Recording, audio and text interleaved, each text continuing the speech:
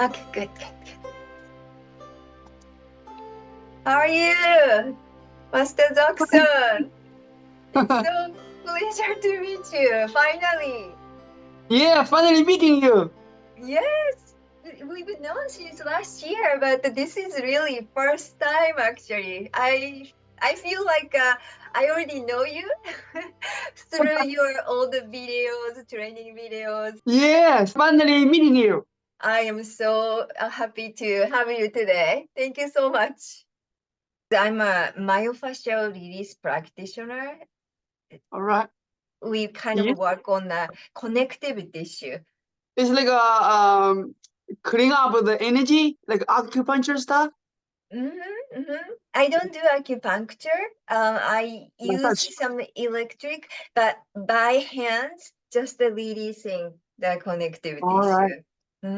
It's Mhm. like it's like energy healing, right? In a way, yes. So since I saw your recent class through Patreon, Yes. you are talking about how to heal your injury. I wanted to ask about that. Mm. I have so many injuries. Have I mentioned I have broke my collarbone? Ah, I had so many injuries, but the longest injury is like I was on the bed for a year oh, when really? How long when ago was it? it was long time ago, like decades. My knee injury, my knee Uh-huh. like this. Ah, But during your training? yeah, during training and then after heal up, it was like it really heal up. It's when I came to New Zealand, I started the spiritual journey. Ah, Spiritual journey, you can change your mind concept. Once the mind concept changed, uh-huh, physically can build up. If our mind is sick, it's like not mm-hmm, conscious, mm-hmm, you physically cannot heal up because mm, we already give up here. mm, Our mind already gave up. So uh-huh, the physically, just like physically just like a manifestation of our mind, physical part. mm-hmm, mm-hmm, Yeah. mm-hmm. And then, Mm-hmm. yes, So that was the significant to some challenging yes, experience. yes. Yeah, I'll share with you as well. um, so when did you start your this martial art Training. practice? Yes. I started when I was little, maybe like 5. I remember my parents in China, Mm-hmm. they taught me kung fu first. They taught me martial arts, mainly like a self-defense, teach you Uh-huh. how to defend yourself, like that. Uh-huh. And then I watch, in our village, we have people doing martial arts. I watch Uh-huh. them and also watch on TV. And then I Mm-hmm. said, all right, I want to do kung fu. So I remember I Mm-hmm. asked them, I keep asking them, please send me to kung fu school. Please send me to kung fu school. Ah. In the end, when I was 11, they sent me to the kung fu boarding school. At the first, it's not Shaolin Temple. It's Mm-hmm. just like, if you talk about kung fu in China, it's like quite a common in my province. We all province, like a Shandong province, is Mm-hmm. like a hometown of kung fu as well, the hometown of Oh. Kung Fu. So there's a Shaolin Temple, Mm-hmm. which is another province, like Mm-hmm. next to each other. Mm-hmm. Shandong province and Henan province, they are next to each other. They're neighbors. So Mm-hmm. Shaolin Temple is in Henan province. So like Shandong province is a hometown of Kung Fu too. Mm-hmm. So I was like studying to Kung Fu school, Uh-huh. next to our village, learning Kung Fu. So your parents actually taught you. Yeah, they told me, but they're not that professional. But my father knows self-defense. Like Uh-huh. back then, Uh-huh.